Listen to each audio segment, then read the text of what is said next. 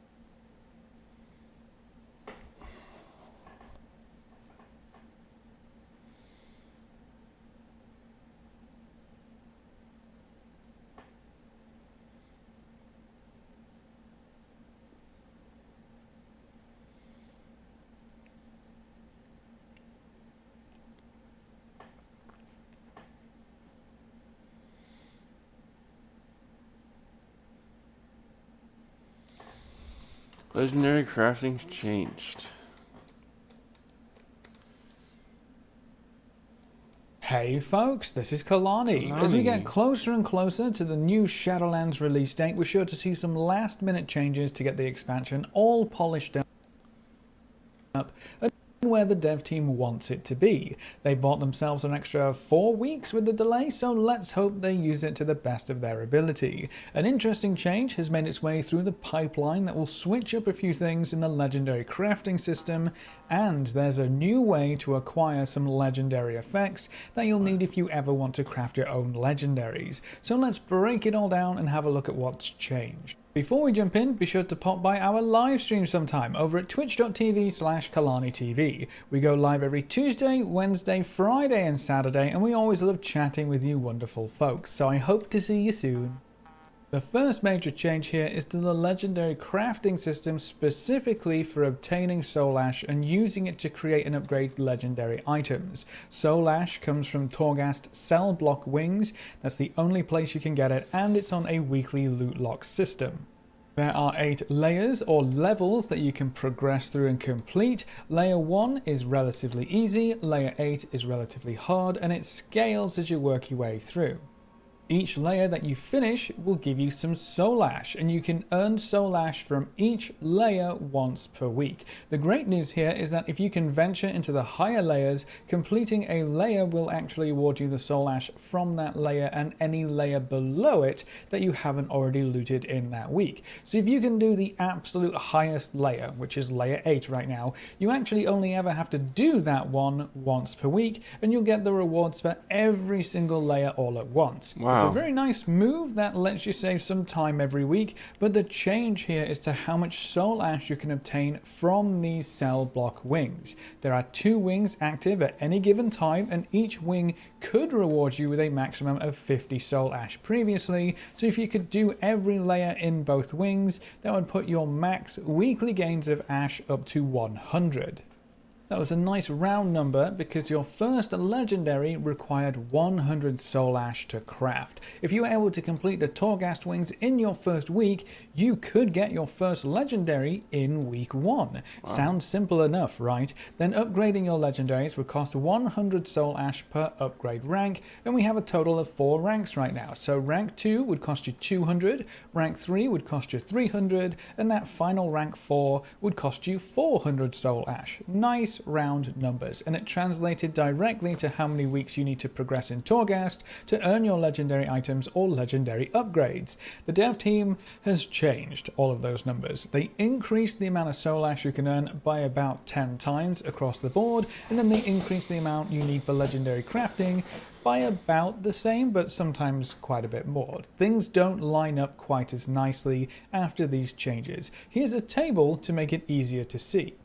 So the new values are all higher, but they also show less diminishing returns. It's a much smoother reduction in Soul Ash rewards as you climb up the tower, which means you are better rewarded for pushing some of those higher levels in the cell block wings. Some of the higher layers can get quite difficult, by the way, especially if you aren't gearing up in Mythic Dungeon gear early on. So getting up to layer 8 and clearing it in the first week is not something that everyone will be able to do. Just throwing that out there. Don't go into this expecting you can very easily clear the entire thing. The new values give us a max of 600 ash per wing, or a total of 1200 for both wings. As for the amount of soul ash that is needed to craft and upgrade legendaries, this has been increased at differing levels. Your first legendary, for example, now requires 1250 soul ash, making that completely unobtainable in your first week of progress in Torghast. Rank 2 costs 2000 ash, so that's more or less in line with before. Rank 3 will cost you 3200 ash, and then rank 4 is all the way up at 5150 ash. With everything combined, you will basically just be earning an upgraded legendary slower. The only difference here is rank 2. That's actually going to be faster to obtain than previously, which is a bit weird. Now you may be asking, why the sudden changes? Why make it so we cannot get a legendary in the very first week of the Shadowlands expansion? Maybe the dev team just wants to spread out that particular area of power progression a little bit more. Getting a legendary is going to be a big power spike, partly because the item level is going to be very high compared to your other gear, and partly because the legendary effects can have amazing results on your DPS and healing throughput. It's a legendary effect after all. Upgrading legendaries is only going to make those effects stronger too. So slowing down that progress might help to keep our characters a bit more in check. But remember, all of the soul ash earning values are maximum rewards. You have to clear Torghast layer 8 to get those in both wings, and that's not going to be achievable for everyone in the game, especially in the first week. Torghast can get really hard sometimes, and you are relying on RNG at least somewhat with the anima powers that are on offer.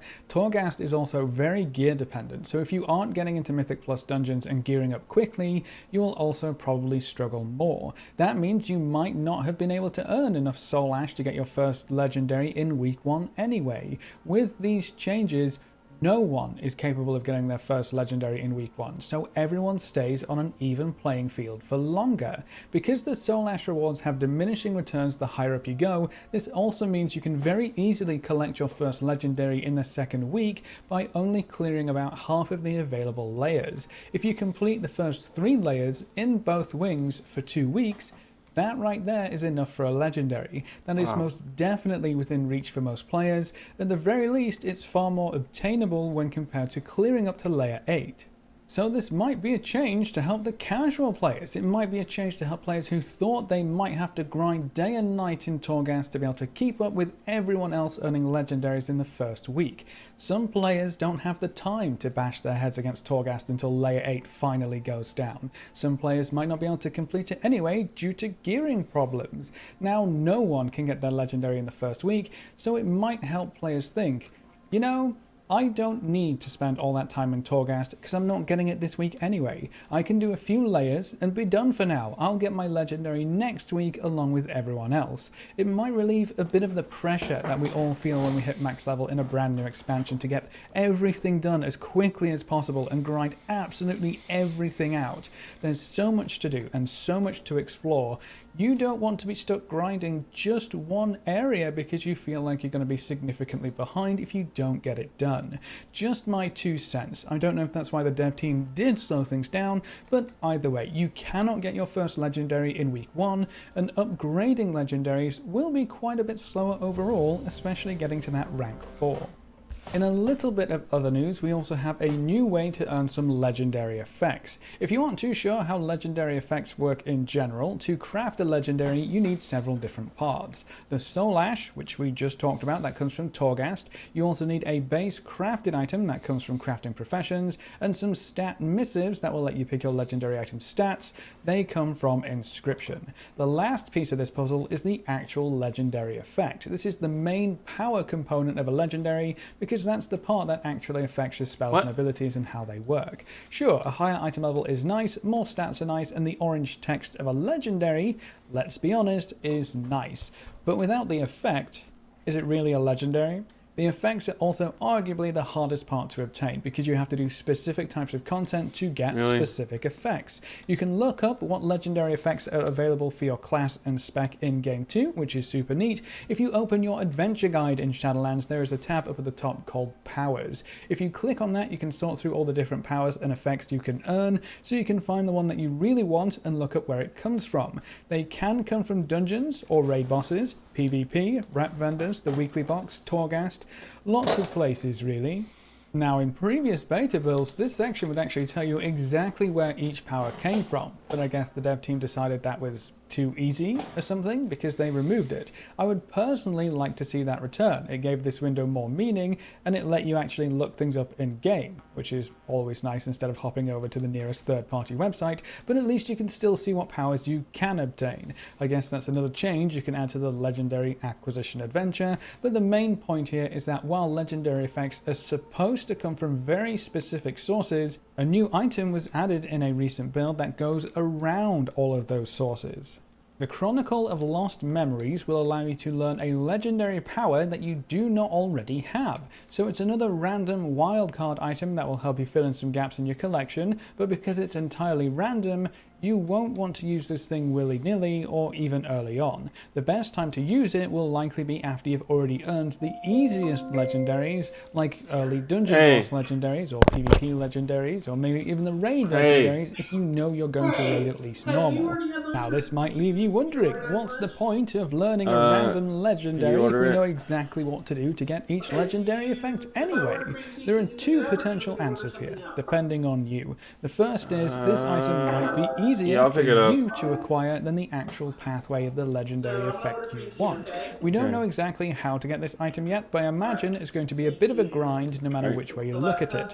A similar item was introduced for conduits, which work in the exact same way as legendary effects. They come from specific locations and sources, and then an item was added to the More Vendor which allowed you to earn or even upgrade a random conduit. The More Vendor is all about grinding, so I wouldn't be surprised to see this new legendary item pop up either on the same vendor or at least something similar. Farming a currency and rep is arguably easier, even if it might take longer or more playtime when compared to something like earning PvP currency or killing raid bosses. So if you can't raid or don't raid, you know, farming's going to be easier. The second reason for this item existing is to give you another option. Remember how some of your essences in Battle for Azeroth came from content you might not have liked? Remember when those essences were incredibly powerful? Remember how you probably felt like you had to do that content to get that essence even though you really didn't enjoy it? Having this wildcard item allows you to bypass that feeling. Maybe your best legendary effect comes from PvP, but you don't want to PvP. You hate the idea of rogues stabbing you in the back and warlocks fearing you constantly and tanks just never dying, so you can use this random legendary effect item instead. If you have every other effect besides the PvP ones, because PvP is really the only thing you hate with a burning passion, you should get those legendaries without ever having to step foot into the battleground. It gives you options, which is something the dev team seems very interested in this time around. So you can get legendary effects from raid bosses without raiding. You can get the Torghast effects without doing a lot of Torghast, you know? Sure, what you get is going to be random, so it's a bit of a toss-up, and you will want to earn as many other legendary effects as you can before using these items to try and get what you actually want, and sure, it might take longer overall depending on how we can earn these items. But you have a choice, and that's the important part. When we know how to get our hands on this new legendary effects item, I'll be sure to let you know. Now, while we're waiting for more beta info, a few changes were made to the live game as well. If you watched the video talking about the release date of Shadowlands, the new one, not the old one, you may have picked up on the part where the usual time frame for the WoW anniversary event would cross over right with Shadowlands launch. And while that's all very exciting... Yeah, I'll get lunch and then I'll be right back.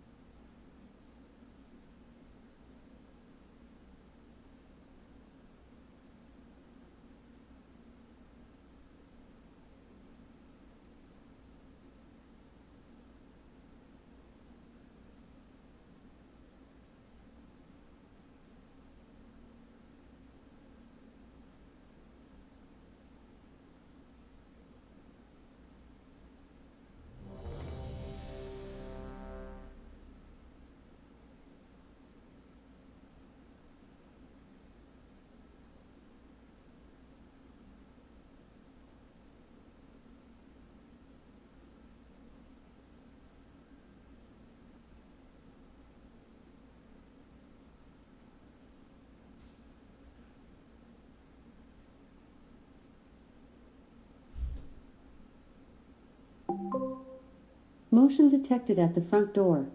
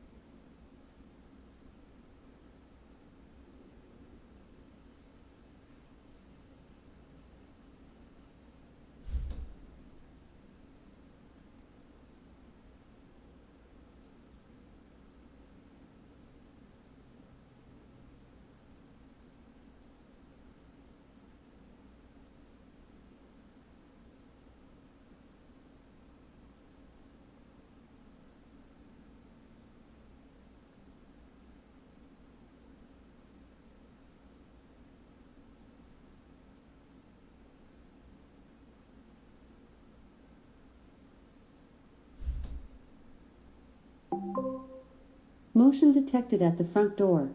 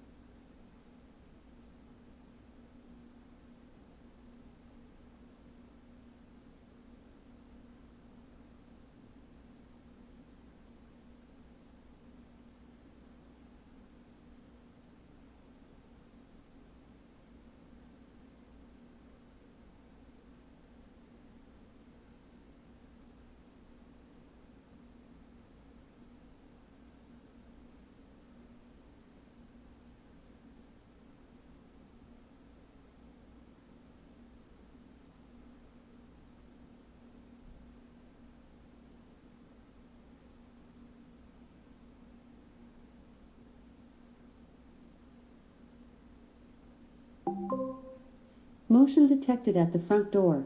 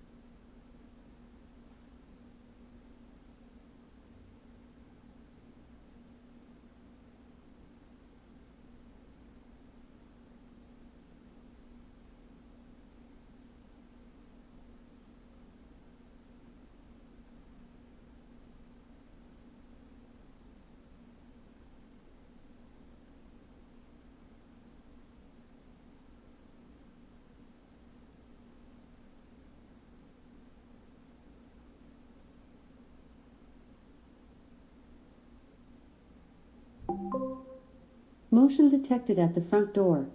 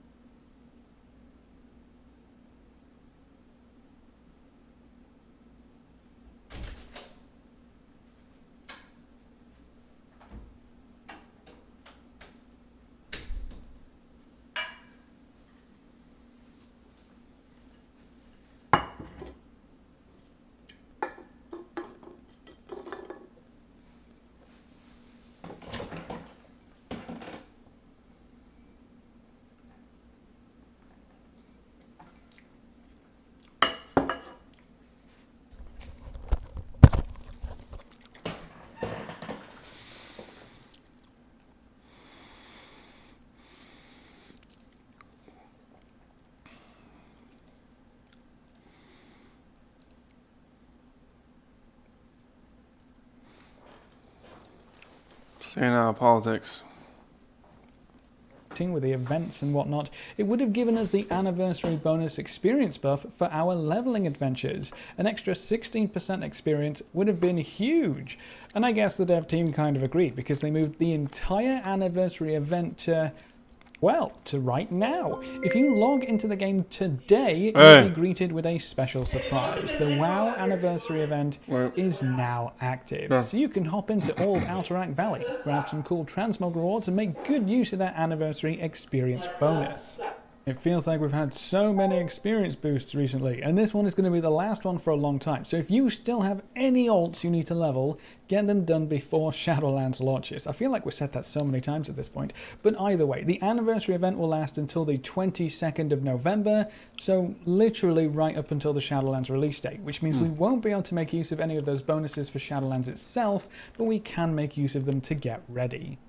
And then the last thing I wanted to point out relating to the live servers is that the big rep bonus is gone. The impressive influence bonus served us well and allowed us to smash through so many reputations over the last few months, but I guess it's time to say goodbye. No! Rep farming is going to feel so slow after that crazy buff, but hopefully most of you managed to get all of the reps you wanted up to Exalted, so you don't have to worry about them in the future. Still, it's sad to see the buff go. Maybe we'll see similar buffs introduced during the next expansion lull while we're waiting for whatever comes after the Shadowlands, but we'll have to wait quite a while before that comes around. But that's it for this video. What do you think of the changes to the legendary crafting systems? Do you think slowing down legendary acquisition and upgrades is a good thing overall, or do you wish they had kept it the way it was? How about the anniversary event being moved up and dropped into our lap? Are you going to take advantage of the even faster leveling, or are you all leveled out at this point? Leave all your thoughts in the comment section below. If you want to help us get ready for Shadowlands,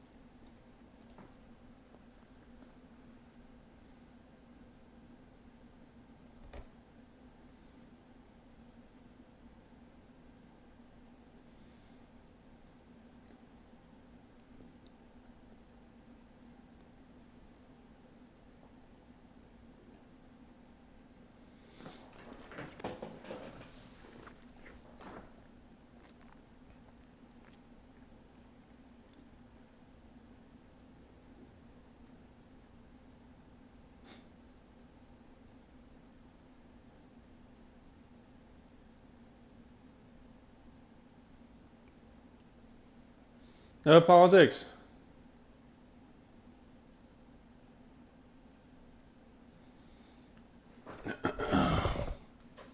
Oh man, this. We pull in, and it looks like the Eagles are playing the Cowboys or something. Yeah. And we're like, this is a fucking comedy show? Are they having like a preseason game here next? Like, what's going on? It's still broad daylight because it's summer. It's outside. And the place holds 10,000 people, and maybe like, I don't know, 35, 40% are in there.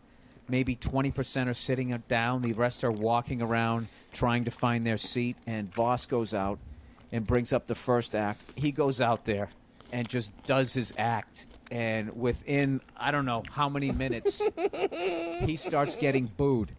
And, dude, everybody backstage is just going like, oh, God, in their own way going, it's going to be one of these, right? And I'm looking at the list. How far down the list am I? This is how it's starting. It was this core group of people that started booing him, and then it got a little bit bigger.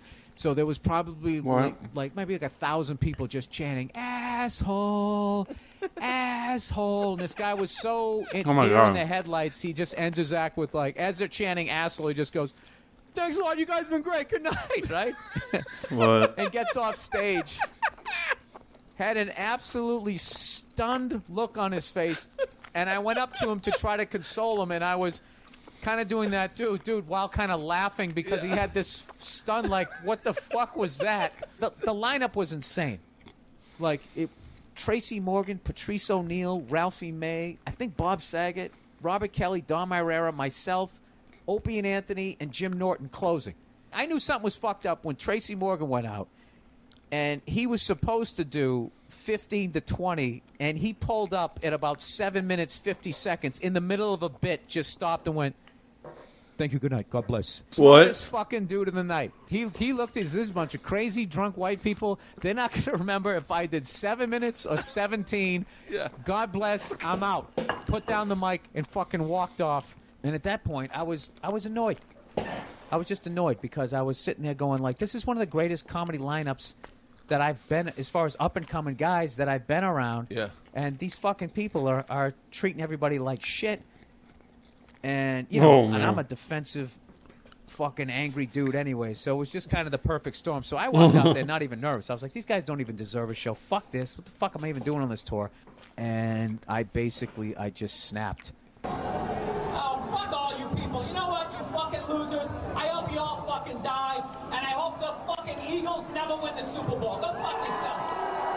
Fuck all you motherfuckers. Oh my God. Fuck the Friars.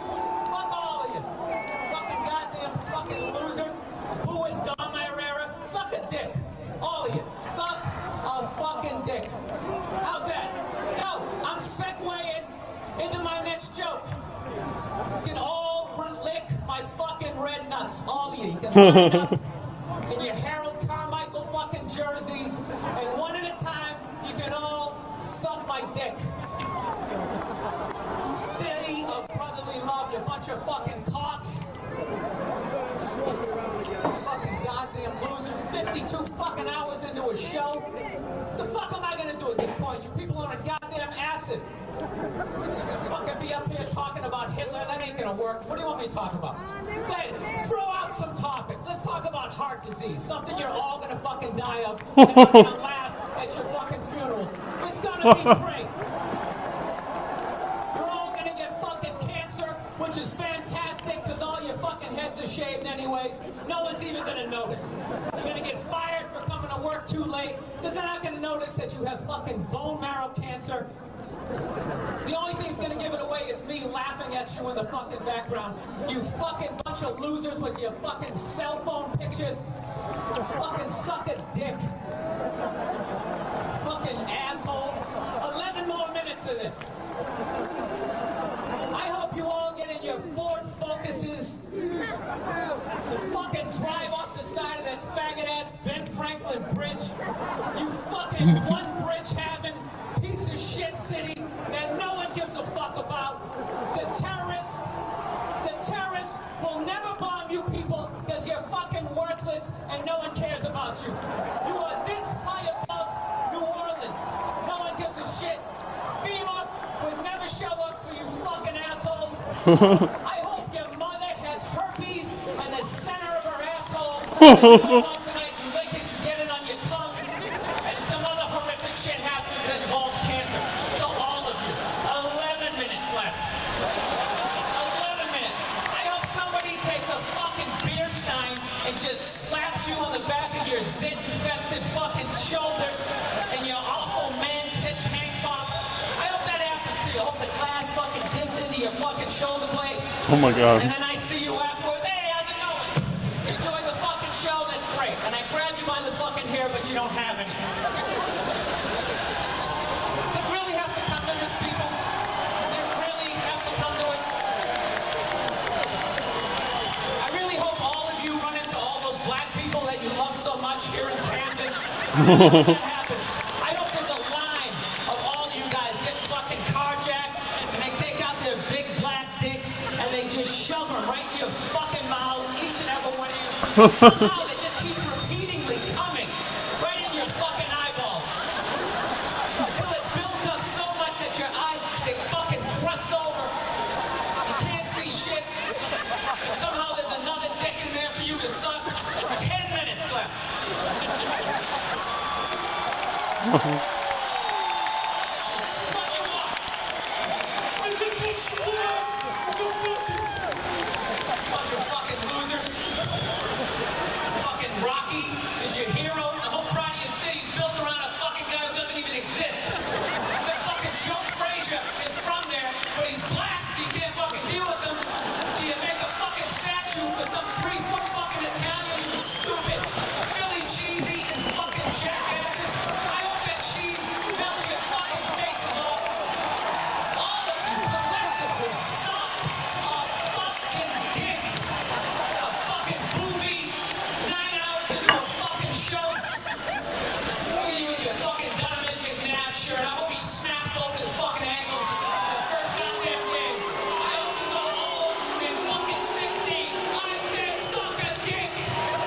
minutes left.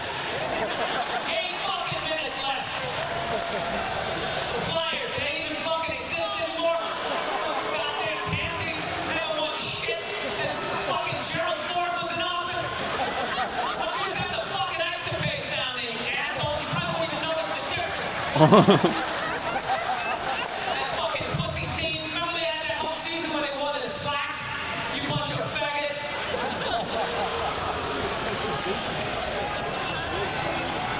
What else? What else? Get back to mother.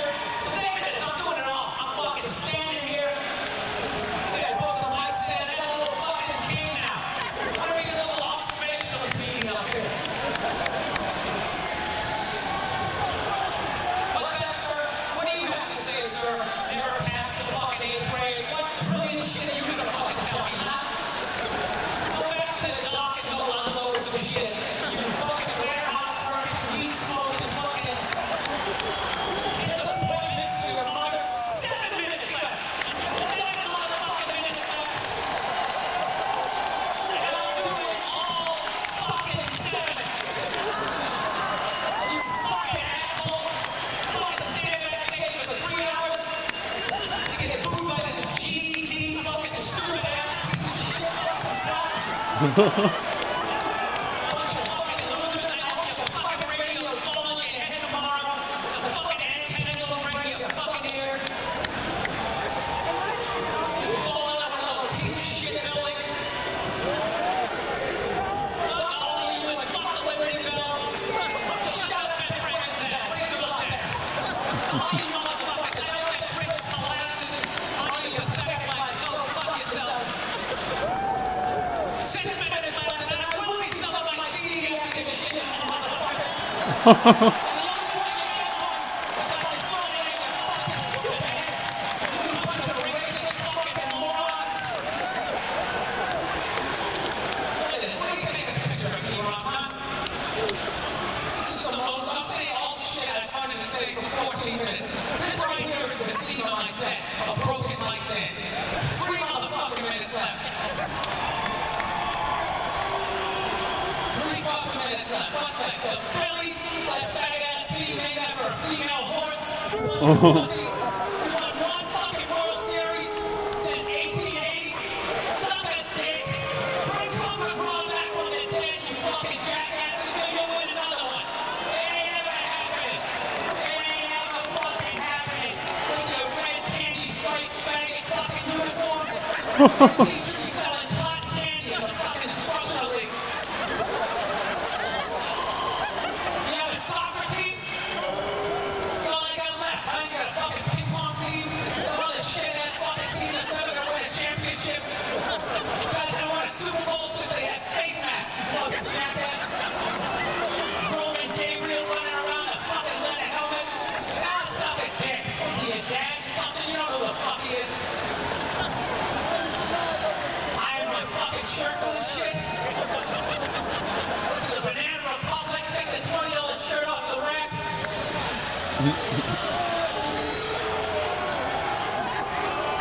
It's fucking ridiculous. Getting booed by people sitting in the fucking grass. Goddamn lawn seats. It's fun, isn't it? It's great. How much you get fucking paid right now, people? I'm getting paid to shit all over you guys and your stupid fucking rock t-shirts of bands that no one gives a fuck about. 4 minutes left. You with your Rush fucking t-shirts. I beat the shit out of my girlfriend. That felt great. It really felt great. I want to thank you guys for having me. You guys were phenomenal. Each and every. Oh no, I got 4 minutes left. I got 4 fucking minutes left to fucking talk about you cunts. That's not bad. That's not bad. 12-minute rant, and this first time I said cunt. That's a fucking record. I'm gonna finish my set by taking this mic stand base like a fucking disc. I hope I hit a baby in the fucking head. The one fucking kid who would actually go to college in this fucking crowd.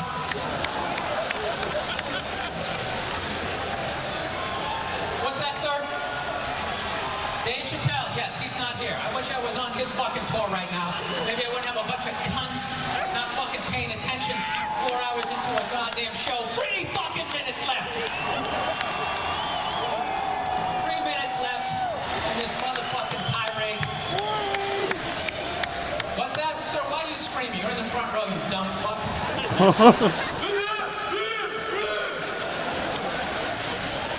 God, I hope this whole crowd, I hope this whole mass AIDS full blown. Like fucking you get weak as you walk to your fucking cars.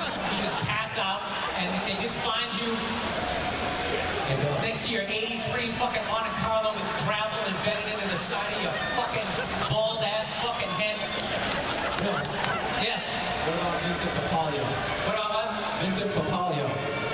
What about not fucking interrupting me, you jackass? Play a fucking record, you son of a bitch. Sorry. I'm fucking trying to deal with this bullshit. Jesus Christ, the goddamn people on the show are giving me shit. So anyways, back to the jokes. I got a computer recently, people. Fucking motherfuckers. I'll put it 2 minutes left. The last 2 minutes is gonna be my rider for the rest of this fucking tour. I go on first, I do 3 minutes. That's it. I come out here with a fucking gun, right? That's what I do. I come out with a fucking gun, hollow tip bullets, and I just start fucking shooting people, okay? Everybody's chained to their fucking chairs. I just blow all your fucking brains out. Like, just one after another. Just fucking one. 2 to the back of the head. Never, and you're coming out like a fucking Mexican with those 2 fucking crosses of bullets. I just blow all your fucking brains out. I would really enjoy blowing everybody's brains out. Just fucking, the next day, somebody mopping up the 3 pounds of fucking brains that are actually in this goddamn crowd. 1 minute left in the period. Listen. This doesn't change anything, this set. I still fucking hate you people. I hate this fucking city. I hate being eaten in the shitty ass fucking subway. And I want you fucking to build something for Joe Frazier and get that fucking idiot. You guys all gonna go see Rocky 19? Oh, good, I think you can win. Listen, I'm on time. You guys are here, man. Thank you very much. All of you go fuck yourselves in your own asshole. Have a good night. Wow. That was amazing.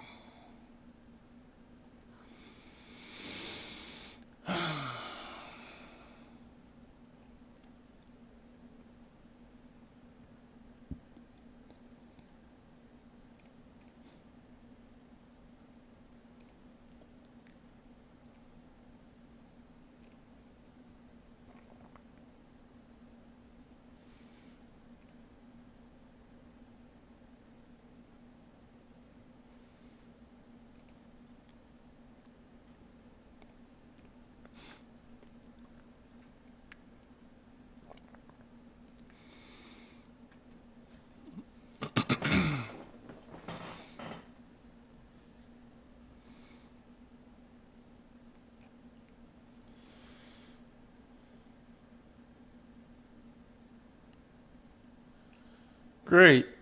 Both of the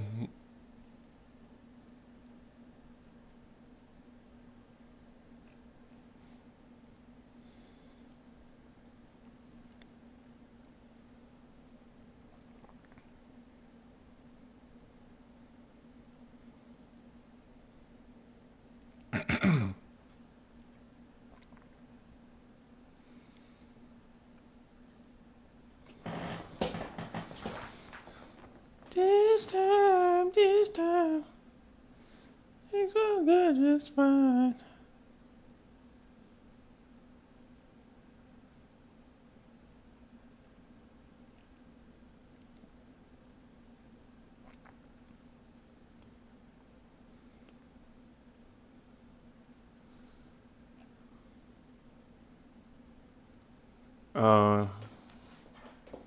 I watched maybe just the monologue, and then that was it for me. I haven't watched SNL in years. but I thought I'd check out the Bill Burr thing because everyone was talking about it. Oh boy, am I hungry for cum. Yeah. What did Bill Burr say? He was like, unbelievable.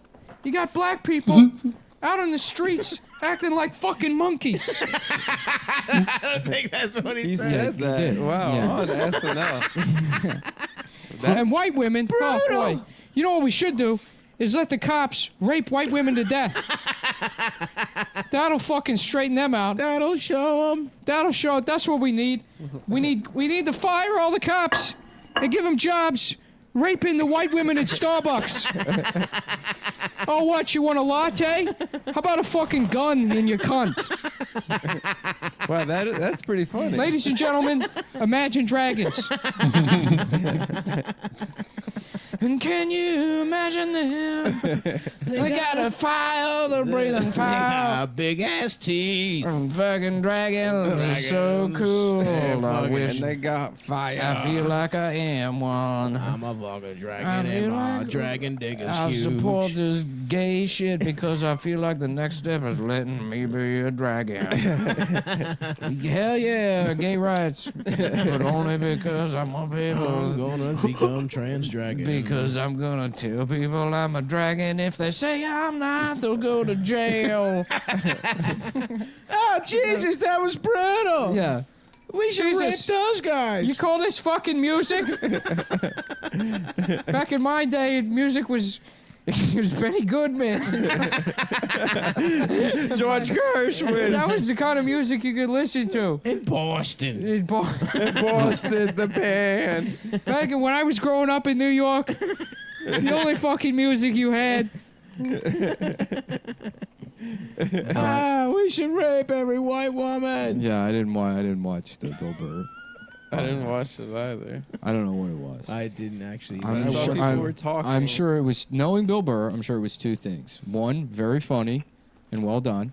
And B, things people were saying online 10 years ago.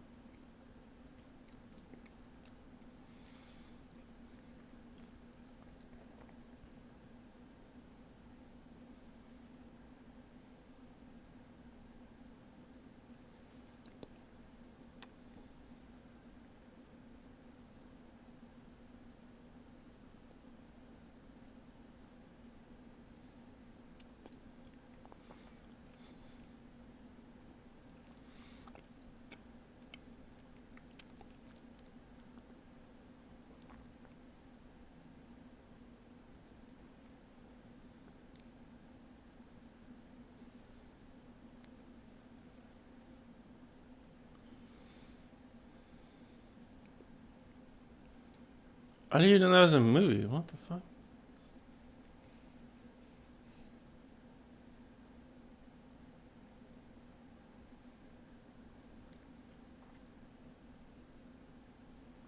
Jimmy Eat World? What?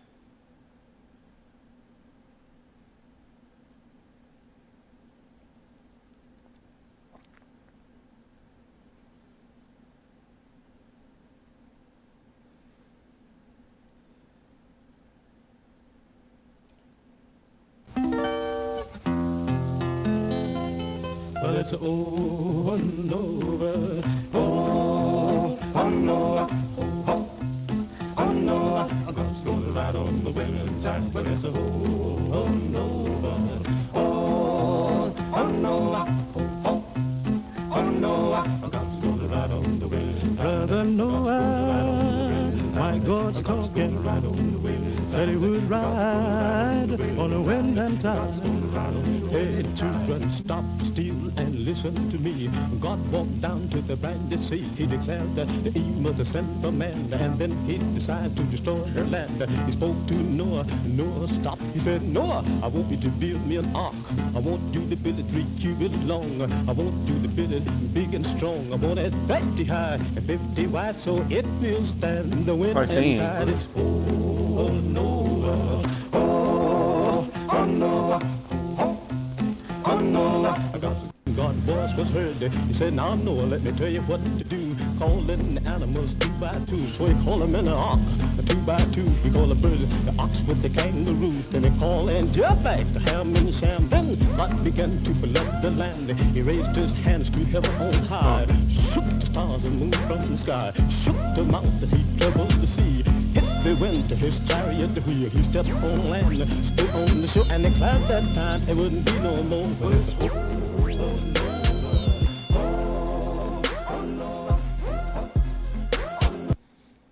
Why did that sound died out? That's actually kind of cool. Oh well.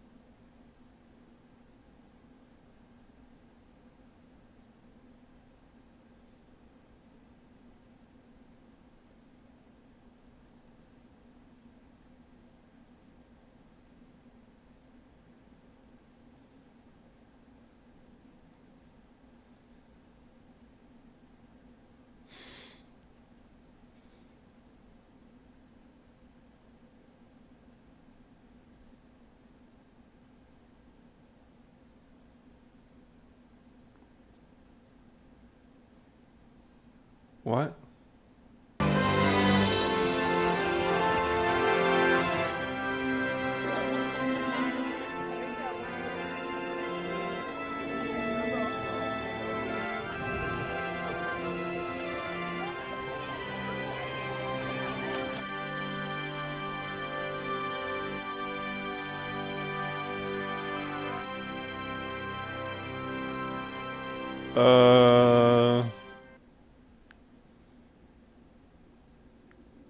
Yeah, sure, I did.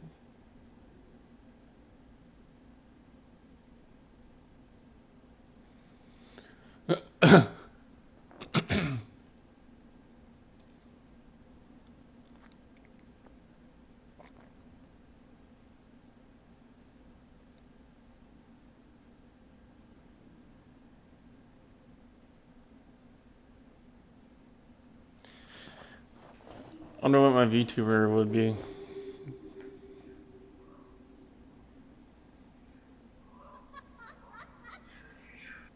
What a feature.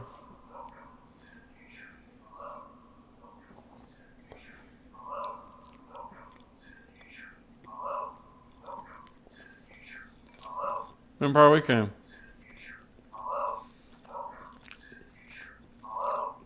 What a big ass PC.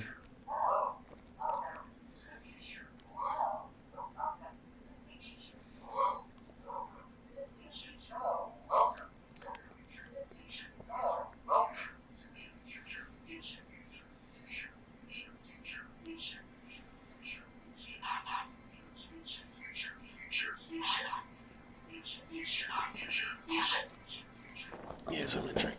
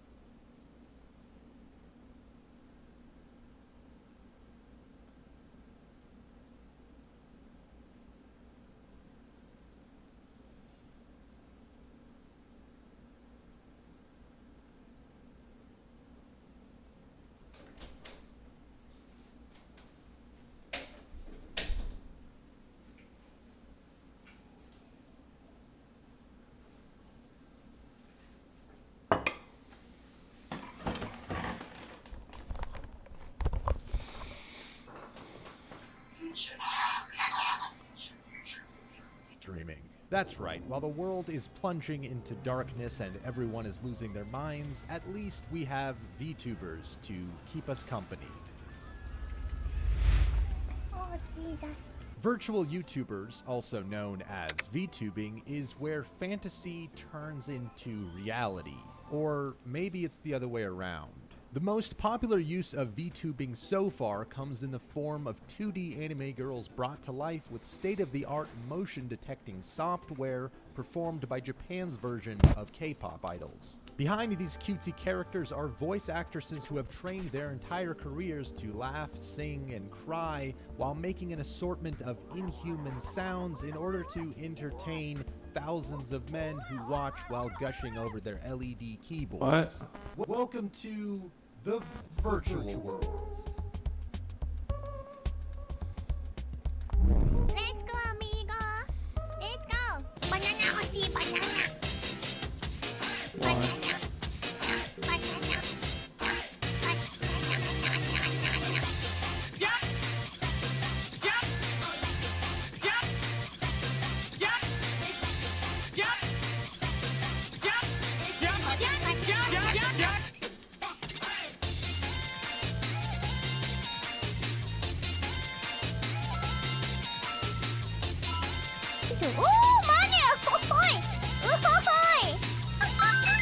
I've immersed myself into the matrix of VTubing in order to better understand this strange new phenomenon.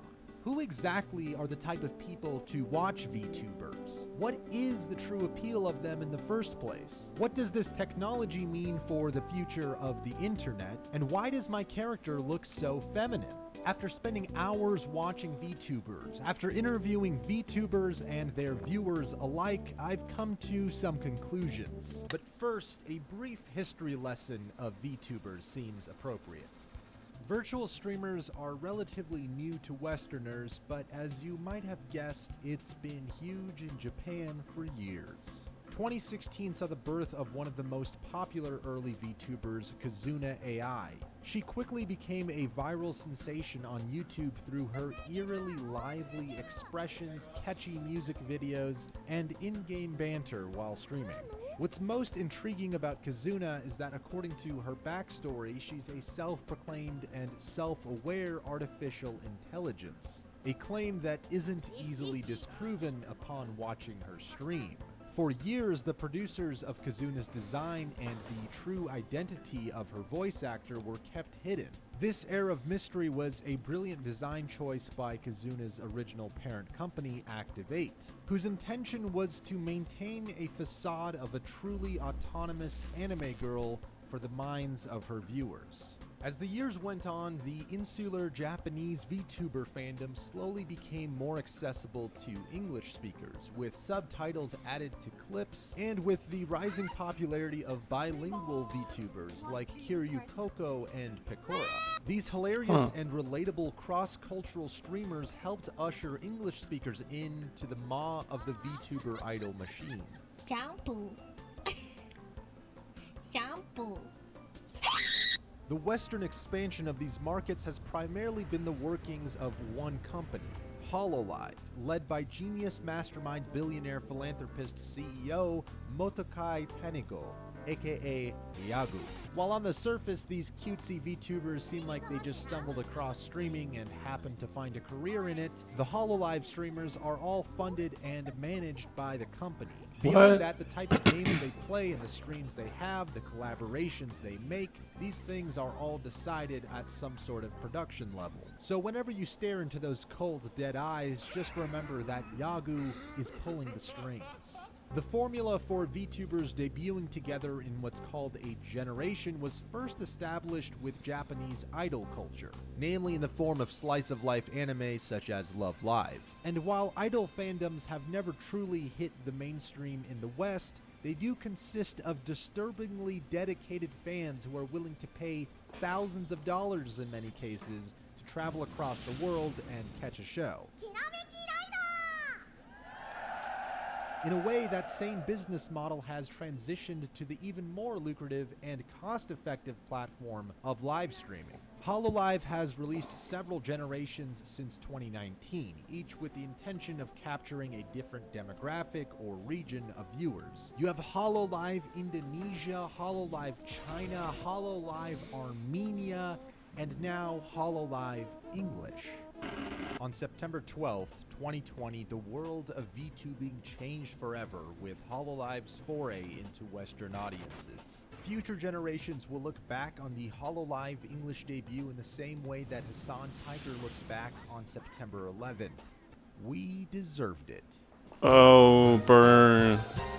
Tens of thousands of Westerners were met with 5 new idols. Mori Calliope, the gothic bubblegum hair Project rapper, Melody. Takanashi Kiara, the bright blooming gamer girl, Ninome Inanis, the timid cult leader with tentacles, Watson Amelia, the posh British detective, and finally Gargura, the spunky yet charming shark girl that you've probably already seen plastered everywhere by now. I'll stay quiet. I won't say anything. You got my word. I didn't want to watch VTubers because, like, I just thought that was, like, really degenerate because it's just, like, subbed. So when I heard that the English ones were coming out, I'm like, okay, fine, I'll try it. And I ended up just, like, falling in love with, like, the design of all of them because, like, their designs are really cool. Brock is your typical 21-year-old suburban American kid. On the surface, he appears like the last person you'd expect to be into anime and VTubers. But I think he represents the huge potential of growth VTubers have amongst Western audiences. And not just with HoloLive English VTubers either. That debut served as a window into the expansive world of VTubers, including many who aren't tied to HoloLive at all. After watching the first streams, I decided to branch out, and that's when I discovered a VTuber called Pikami, and she actually speaks both English and Japanese, and she's like my favorite now, like over the shark. This corset's really tight. Are you sure about that? Ora, damn it! Ora! Yay! I got the cash! Seemingly overnight, many of these Speaks pretty well. YouTubers have gained hundreds of thousands of subscribers. For example, Gargura regularly gets over 40,000 live viewers and sometimes more than 60,000. And she grew from 0 to 1 million subscribers in just over a month. Even What? more impressive than the viewership are the staggering amount of donations and super chats flooding the chat room at any given time. During the English debut, 3 VTubers made over $20,000 in their first stream alone. In fact, amongst all the YouTubers, VTubers dominate the top positions for revenue earned through YouTube's super chats. But of course, VTubers don't get all of the revenue. It's estimated that companies like HoloLive take about a 40% cut off the top. Due to their Damn. highly dedicated fans, clips, memes, and artwork of VTubers quickly spread across sites like Twitter and YouTube, often creating viral sensations in their own right. And yet, even the most popular and adored models themselves aren't ever truly free from their corporate shackles either. On September 27th, 2020, HoloLive VTubers Kiryu Coco and Akai Hato were suspended from streaming for 3 weeks for saying the word Taiwan during a live stream. Fans were not Taiwan! pleased with this decision, expressing their support Taiwan. for Coco and Hato to be freed through memes and artwork. At the end of the 3-week suspension, Chinese viewers were still not satisfied. They Taiwan demanded that number one. HoloLive drop Coco altogether, threatening to completely stop supporting HoloLive streamers if their demands were not met. During Coco's return stream, her Why chat should we just flooded cut with this? insults from No. Chinese viewers. Photos of merchandise being torn apart and set on fire surfaced. All of this backlash and outrage simply due to the fact that Kiryu Coco and Hato mentioned Taiwan. What? Nothing political, not even a statement of support, simply acknowledging the existence of Taiwan was enough to warrant all hell breaking loose for these Chinese viewers. Ultimately, HoloLive decided to stick with Coco and to not give in to these demands, possibly due to the massive following she commands and the huge potential of viewers still untapped in Western markets. Either way, these events served as a stark reminder of how valuable the idea of freedom of speech is and just how little of it exists in the world of international corporatism. According to NoxInfluencer.com, a metadata site, the majority of viewers for popular VTubers seem to be between the ages of 18 and 24, as well as 25 to 35, which is a bit odd considering the intentionally childish personas VTubers often embody. Couple that with the fact that these actors are often portraying age-ambiguous young anime girls, and it's no surprise that to some onlookers there's something unsettling about who these VTubers might be appealing to. Not to mention Japan's notorious history of producing loli anime, and if you don't know what that is, don't look it up. I asked cultured anime experts about their response to the lolicon comparisons that VTubers have been accused of. I've watched a lot of VTubers. I can out of the thousands of VTubers I've seen, the amount of them that play a quote-unquote lowly character are minuscule. So I think when people complain about stuff like that, they're mostly doing it as an attention grab, and I don't think it has any relevance to the VTuber scene at large. I don't think it caters to pedophiles. It's not about the shark being a lolly. If you like her just because she is a small child, probably a problem. But if you like her because she's this small child that's just angry and screaming, and that's what you would envision if you watch like a 12-year-old playing Minecraft for the first time getting his house griefed, that's freaking hilarious. Based on the people I interviewed and the fandom culture surrounding VTubers that I've seen, it seems that most of the interest for VTubers isn't actually coming from a sexual place at all. The appeal of VTubers and cute anime girls in this context seems to be something more akin to wholesome Saturday morning cartoons than it is pandering to predators. Yeah. Either way, there is still something dystopian about seeing tens of thousands of viewers regularly tune in to watch these uncanny anime characters brought to life. But that's also nothing new for Japan.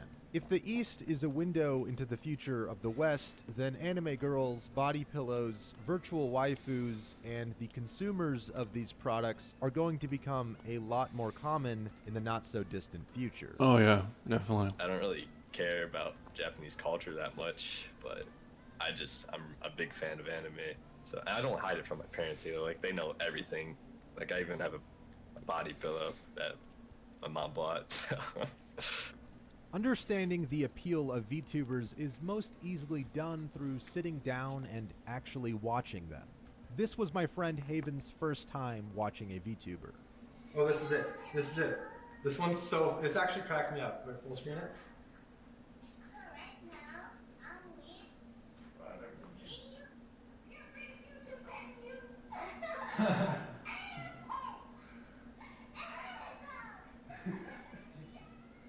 It's hard to pin down, but there's something charming and infectious about the way VTubers express themselves and the avatars they use to do it.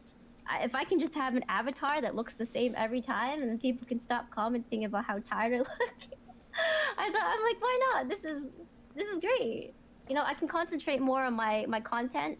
I can do more about what I want without having to worry about, like, you know, things that might be distracting, like, you know, my webcam or how I look. Chica is an independent VTuber who streams on Twitch. In our interview, she shared with me how it felt more comfortable to express herself as a VTuber as opposed to... More dynamic too, you can just change your character. That level of self-expression and comfort is reflected by the viewers who enjoy watching this style of content. Like, if I heard Pekora, the bunny girl VTuber, screaming at the top of her lungs, I'm just dying. I'm laughing so hard. I tune into some other streamer that's just, I guess, has their cam on. I'm not too familiar with them, and if they do the same exact thing, maybe that air of mystery that we talked about before, because it's not there, I just don't experience that same amount of joy or laughter. I really like how they can do so many different things that like regular streamers are like kind of limited to. Like Watson, when she was doing that Watson's concoction stuff in her first debut stream, I thought that was really neat, and like she was doing all the special effects. Paradoxically, hiding your face behind an anime avatar can actually feel more liberating than showing your flesh and blood human skin all the time. The fantasy that VTubing provides allows the streamer to act without inhibitions or limitations. It also prevents viewers from immediately attaching judgments to whoever they're watching. The draw of expressing oneself through an avatar has been around for decades on the internet in the form of profile pictures and even crude videos. As technology continues to advance, VTubing and 3D modeling filters are becoming more accessible. As a result, it's becoming harder to separate fantasy from reality. With the appeal of VTubers hitting the mainstream, some fans have expressed disdain for the conventional streamers who have adopted 3D models of their own. However, the fans I spoke with didn't seem to share this concern. I can't really imagine someone like Pokimane or whatever acting very different when she's under a virtual identity, because she's already comfortable with her fans. She's already comfortable streaming, so she doesn't really need that. When big name streamers do that, it's likely just them trying to latch onto a trend. Yeah. But sometimes they're genuinely interested, right? And they just want to be a VTuber because they like the idea, or they think VTubers are cool. But what they miss out is... Or you could just like have certain events where you become a Eventually VTuber. they'll get sick of it, and the fad will pass, and the VTubers will be VTubers, and the streamers will go back to streaming. While many top streamers are jumping on the VTuber trend, and many more may continue to try, these already established popular streamers aren't appealing to the same kind of audience that VTubers are. That's because the success of a VTuber is predicated on the fragile veneer that keeps the 3D illusion alive. Simply turning your likeness into a cartoon model after years of streaming to thousands of viewers as your flesh and blood self doesn't bring a character to life in the same way that acting purely as a VTuber does. However, some of the more savvy live streamers like SodaPoppin have found a clever workaround for this. Instead of taking on a VTuber persona himself, SodaPoppin has adopted a mute to act on his stream. A mute is a very dedicated VTuber who says nothing and provides entertainment to a streamer's audience, forming some sort of unholy parasitic symbiotic relationship between humans and virtual characters. Spreadsheets and have been made to keep track of these mutes and their current arrangements with streamers. You know, just in case you as the viewer wanted to keep score as we all collectively get sucked into the Matrix. Despite their fictional and unobtainable nature, anime girls, often called waifus, have served as the ideal woman for a growing number of men. With the rise of VTubers, this ideal has taken a giant leap forward in becoming reality. And just like with body pillows and figurines, some fans have taken their love for VTubers to highly disturbing new lows. I feel like the simping for VTubers is extreme simping. It's like next level stuff. 私と結婚しますか？わーお！ほら見て、可愛いとプロポーズもされるわけよ。あんたたちいい？プロポーズされるの。パチっぽいな。結婚しようかよ。ワイフってどういう意味だ？ Yes! Even though these marriage proposals are mostly jokes, I do think they come from a place of very real attachment between viewers and VTubers. Some of you guys are weird. The trend of super simps emptying their bank accounts and planning their entire lives around the VTubers they idolize will likely only continue as the live streaming market taps further and further into the reward systems of vulnerable men. However, VTubers aren't limited to corporations. Independent VTubers like Nyanners and Iron Mouse have shown that grassroots, community-driven VTubers can also make their mark on streaming. Many other small independent VTubers have sprung up on Twitch alongside the same streaming sections that have been known to house streamers who have a more personal connection with their viewers. In the near future, it's foreseeable that independent VTubers will be directly competing with these types of streamers, and even absorbing their viewers in some cases. I am Satan. I am Satan. Logic. Once independent VTubers are able Melody. to replicate the success of large streamers, I think they will have more longevity than corporate-backed VTubers. Chica explained to me some of the advantages she has as an independent VTuber. Something that's really big recently is that you know that if you're under a company, you can't say anything political. Yeah. That's been a huge issue lately. There's people are sensitive to certain things, and Hololive as a company, they want to appease to as many fans as They possible. all look like Or anime, as an though. Individual VTuber. I want like a can, Western You know, I have style. my own community. I can do what I want. I can say what I Melody's want. I can kinda have like my that. opinions out there. Maybe. And that really only just affects me. There's a Japanese VTuber. They are a VTuber using a worm as an avatar. So it is a worm What? that's in a straight line, but every time he talks, it's his vocal frequencies going up and down, and he still markets himself as a VTuber, and I thought that was genius. What? And I think at the end of the day, like definitely being cute anime girl helps with the appeal, but because there's so many VTubers debuting, I think we're gonna start seeing more originality with even just the avatars themselves.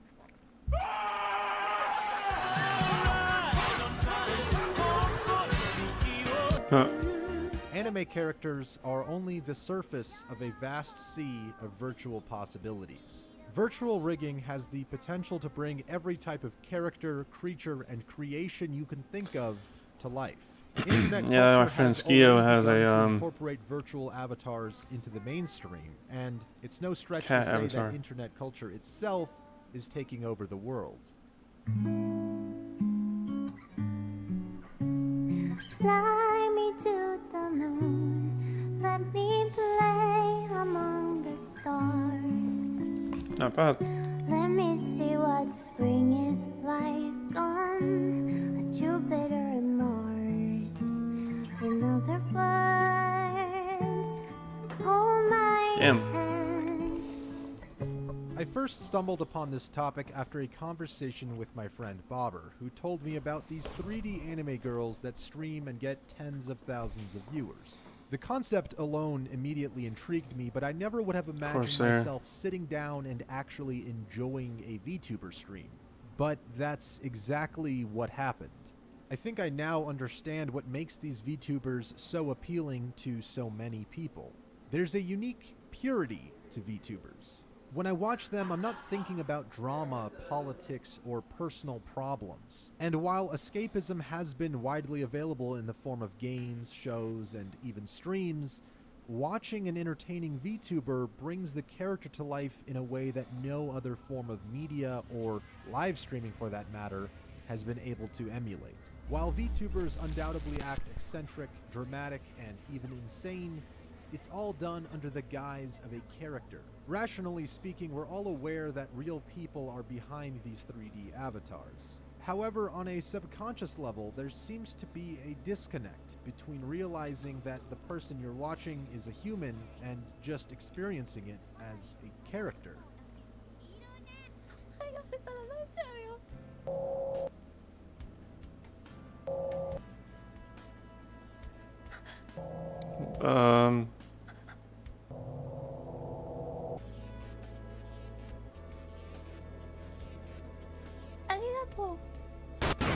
It is within that illusion that the appeal of VTubers is found.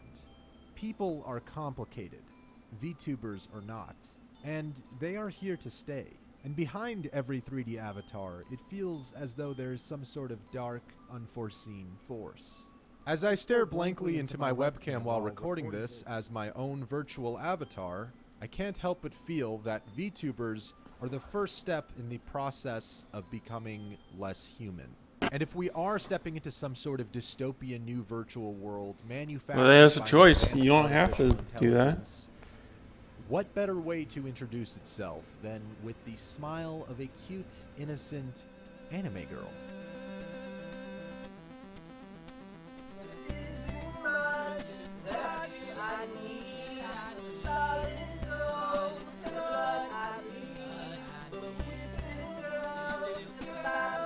Really?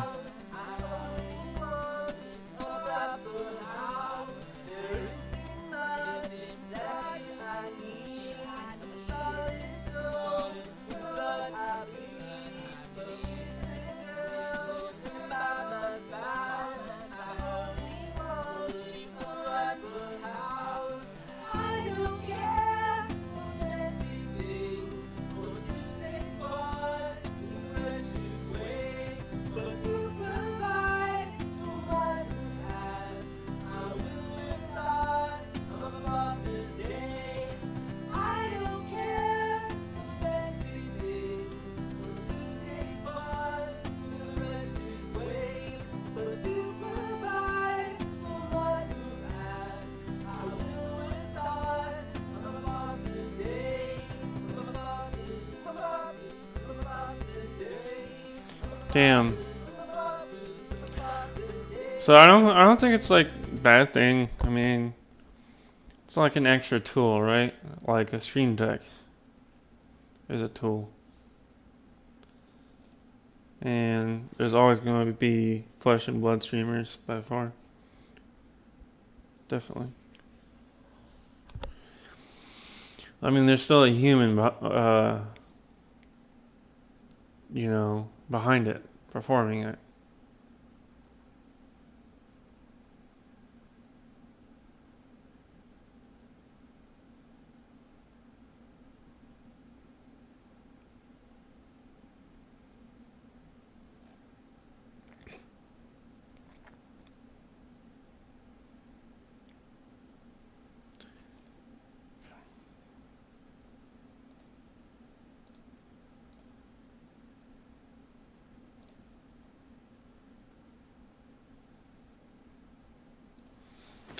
I'm playing for like 15 more minutes.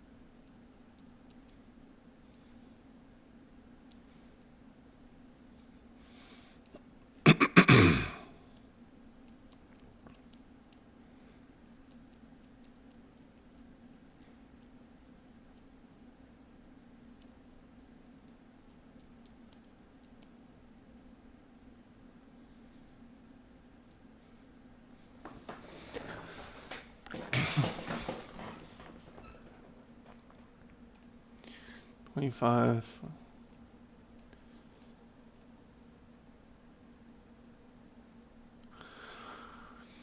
Okay.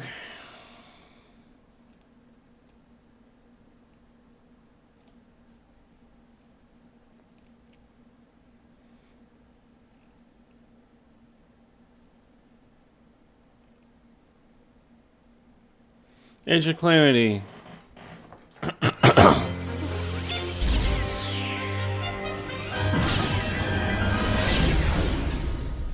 If there's one thing Breath of the Wild fans want, it's more Breath of the Wild. And Age of Calamity is here to give us, well, something kinda like that. Like the previous Hyrule Warriors games, this is Zelda as seen through a Dynasty Warriors lens. But the key difference here is that Age of Calamity's premise takes us back to the events referenced throughout Breath of the Wild. This is the story of the champions, of Zelda's struggle to awaken her power, and of the resurrection of Ganon. The resulting game is a great fit for Koei Tecmo's famous 1 vs 1000 gameplay, and also a fun new spin on a much-loved world.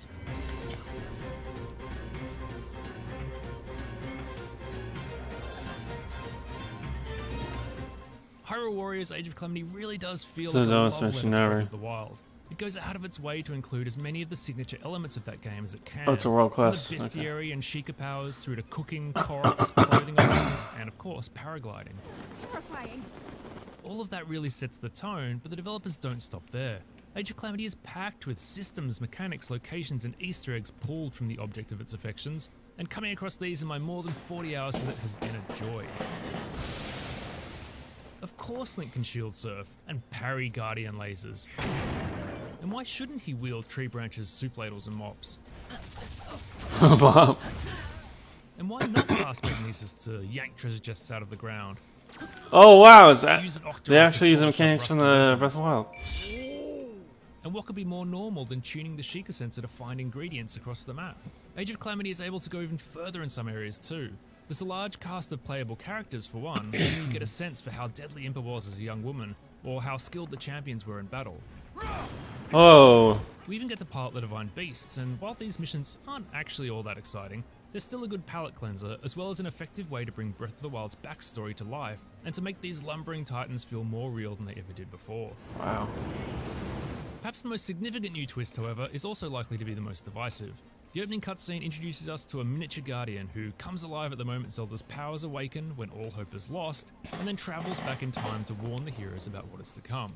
Now, the guardian itself is cute, don't get me wrong, but the time-traveling motif naturally raises the question of whether this prequel will follow the events as described in Breath of the Wild, or whether it'll create its own timeline. I'm not going to directly answer that question here, as the story should be yours to discover, but what I will say is that while many events transpire and there's plenty of high-stakes drama, the actual characterization along the way is pretty lacking. Unlike Breath of the Wild, Age of Calamity is able to tell a traditional linear story, it still doesn't really give us any meaningful insight into its characters. Whatever could you be, little one? To be fair, Age of Calamity is not trying to be a Final Fantasy game. Big events in this story are often delivered through narrated text on screen, with somewhat questionable voice acting. To stop Calamity Ganon, it was crucial that they possess the sword that seals the darkness. While the cutscenes are largely just brief interludes that help keep the I story like it. going or show off something cool, I'll be right the back. purpose of the time-bending story... Glue in my shirt.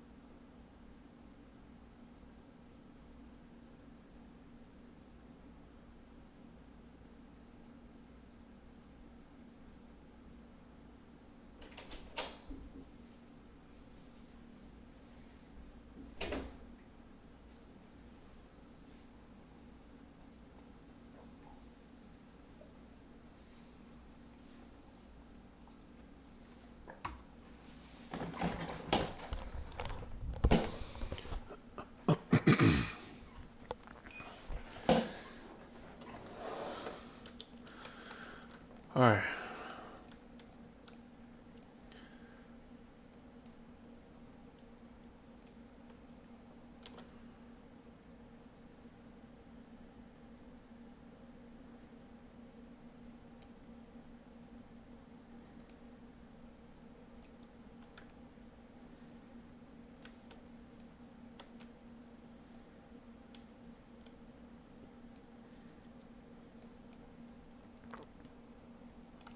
It really is to provide a backbone. Playing solo though, Age of Calamity really does offer a wealth of content. I got none.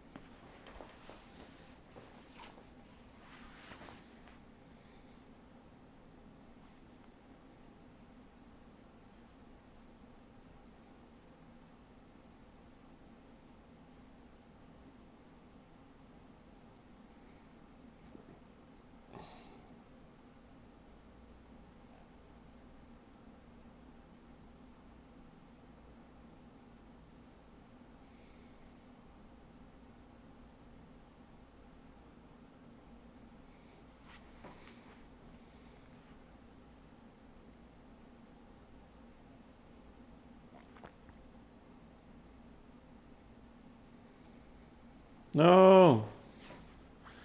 Trojan, we're gonna need to give you 150 cc's of the Mario stat. I didn't agree to this. I mean, too bad. We're doing this. But I All right. agree to this. Now this is simple, Trojan. All you got to do is you got to swing your arms from side to side. Yeah. All right. That's the first step. All right.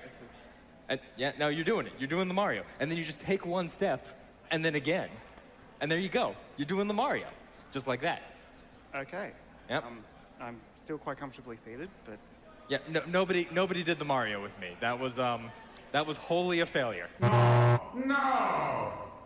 More than any other gaming community, speedrunning and its events, hosted by Games Done Quick, seems to attract more scandals, controversy, outrage, and strange not worth it. characters than any other. In my first video on GDQ, I went over the history of the event and called into question some of the most notable bans and rulings of the time.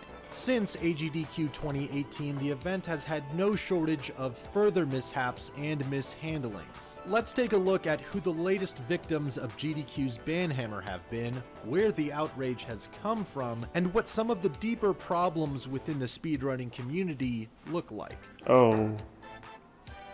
This time around, I'm going to get some first-hand experience at one of these speedrunning events. And the only way to do that is by People. becoming a speedrunner myself. People.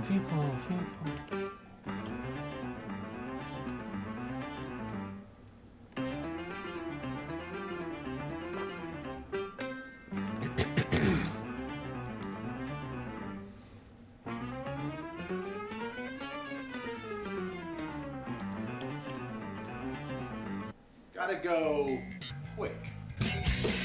Insider perspectives. For a recap of events prior to summer 2018 and a more detailed rundown of the organization itself, check out my first video on GDQ if you haven't yet. The first controversy of this era comes out of Summer Games Done Quick 2018. Even when bans aren't issued, the GDQ staff and Twitter users will make it known to players when they are upset at the type of language used during speedruns, even when that language is directed towards literal in-game NPCs, such as when GDQ staff got angry at player Mike Canis for calling an in-game boss a soy boy. Very important luck-based things, and one of them will be happening with this soy boy right here. You just said that. It was fun and games until your runner used the recently popular homophobic/transphobic slur, soy boy. Transphobic? Sad emoji. Mike replied, "I didn't know that's what it meant. Sorry." Okay, so the first mistake was apologizing to an absurd person when you did nothing wrong. Mike wasn't using the term to demean anyone for being trans or for being gay. He was literally insulting a virtual demon boss. In a video titled AGDQ's Diversity Problem, speedrunner Real Alpha Gamer shared some thoughts on this. Candace calls a boss a soy boy. A soy boy. He calls one of the bosses a soy boy. Right? And they got mad at him. They got mad at him. The staff got mad at him. They're like, don't say that again.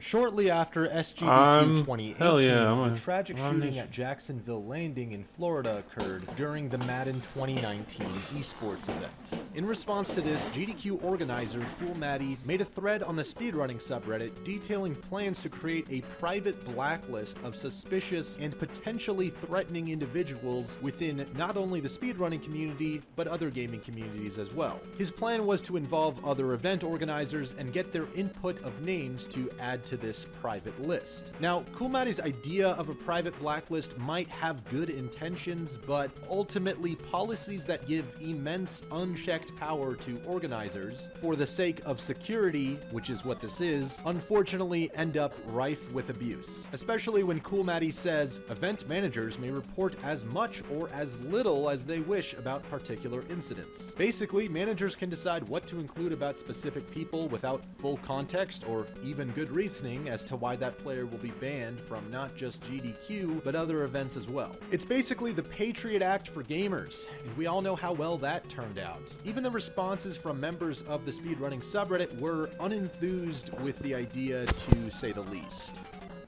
Leading up to 2019's AGDQ, there were a couple preemptive bans issued out to the players R. White Goose and Graviton due to some unsavory remarks they made in a private Discord. Kotaku reported on the situation, citing that speedrunner Andrea, who I actually interviewed in my last GDQ video, posted a now deleted Twitter thread showcasing screenshots of Discord logs involving White Goose and Graviton. There are pages and pages of logs that I don't feel the need to go through here, but the worst of it was certainly when White Goose made a few comments about Jews, following the typical alt-right narrative of blaming Jews for everything or something like that. Also, Goose used the T-word several times, which many people find offensive. Initially, GDQ did not take any action against these speedrunners because they could not verify if the Discord logs were real. Then, after a few angry tweets, they of course caved in and banned Goose and Graviton. Interestingly though, both players had completely different reactions. Our White Goose seems to have a change of heart, stating that those screenshots show conversations which contain hurtful concepts, ideas, and conspiracy theories which I have come to fully and completely reject. While Graviton, who actually seems to have said far less damning things, reacted by saying in a now deleted tweet, "When your wrongthink gets you more followers than your GDQ run would have got." I reached out to Super Mario 64 speedrunner and world record holder Cheese for his thoughts on this, since he knew of White Goose before all of this and had actually shared some thoughts on this situation. When I found out, which was through Andrea's tweet, or with them showing what Alright Goose and Graviton said and all that stuff online, I had no idea prior to anything that Alright Goose had said, or even that he had a secret alias online. I think most people had no idea. And I was shocked when I saw that kind of stuff, and I did feel a little bit different about Alright Goose. I lost a lot. I definitely lost a sense of respect for him. What really got me upset and into the whole, I guess, conversation was all the retweets and replies that I saw to Andrea's tweet, which was a lot of the trans community and a lot of the LGBT community in general that started replying and retweeting and saying stuff like, "Look how these disgusting people," or whatever, "speedrunning, totally unacceptable community, GDQ is an awful organization, etc., etc., transphobic, this and that," just all these crazy things.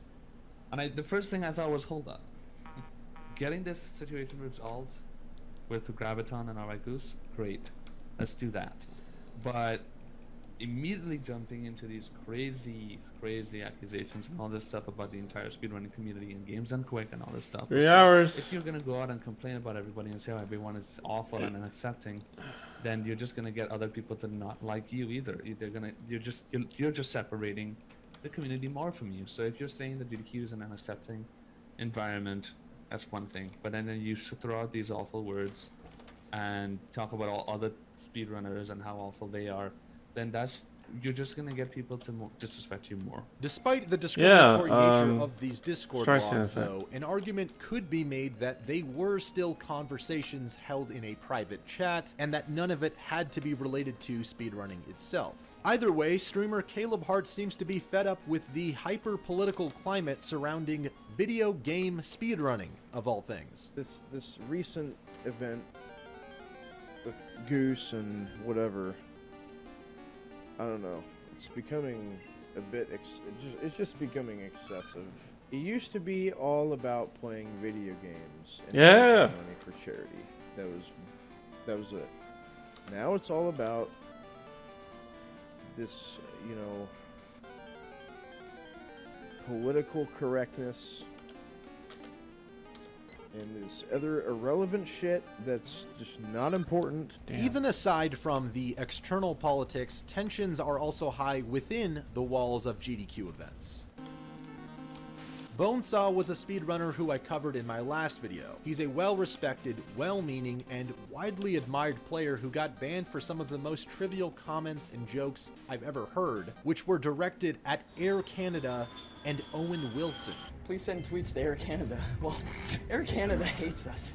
Owen Wilson hates this stream. I reached out to Bonesaw to collaborate for this video, and instead of an interview, he opted to share with me some of his experiences with GDQ staff in the form of a lengthy but detailed video of his own, which I'm going to link in the description. It's too long to go over in its entirety here, so I encourage you to go check it out on his channel. But to summarize a few key points, Bonesaw discusses how disrespected Why am I in combat? Cool Maddie, the GDQ organizer, an entire year after his ban from competing, which once again was for Owen Wilson jokes. He takes me over to Cool Maddie, who's like the director of operations for GDQ. He's sitting at the badge counter, and Darkman and I go up to him, and Darkman says, hey Maddie, is it cool if Bonesaw commentates for Techie's Silent Hill run that's coming up soon? And Maddie looks at me, like, he's just like staring at me like as if absolutely, like, why are you asking? That's definitely not gonna happen. And he just looks at me and he says no. And I said, what? Why not? And he goes, because of what happened last year. We've been instructed to stop talking about Owen Wilson. So. And then this is where I started to kind of get angry, but I didn't say anything bad really. I just said, see, I'm a little confused because this unnamed speedrunner, who has also been temporarily barred from submitting games to the marathon, gets to go on the couch and commentate with no warnings. You told me I couldn't submit games, but I could commentate, and now you're telling me I can't. Like, this doesn't make any sense. The conversation went on for a little bit longer. I expressed my concern. I can't really remember the rest of it, but like, I was knowing full well I was being treated unfairly at the time. But finally, Maddie agreed to me commentating, but not without saying, but remember, So annoying. I Get don't down there, want you none bitch. of that Air Canada stuff. No Owen Wilson. None of that. Even after being allowed to commentate a Silent Hill speedrun, it seemed like GDQ staff still had it out for Bonesaw. That's Bonesaw. And that's Bonesaw. He's here to look pretty. The Silent Hill run ends and I take off back to my hotel room. I happened to come across the GDQ Twitter and saw pictures that the official GDQ photographer or whatever had taken of the run.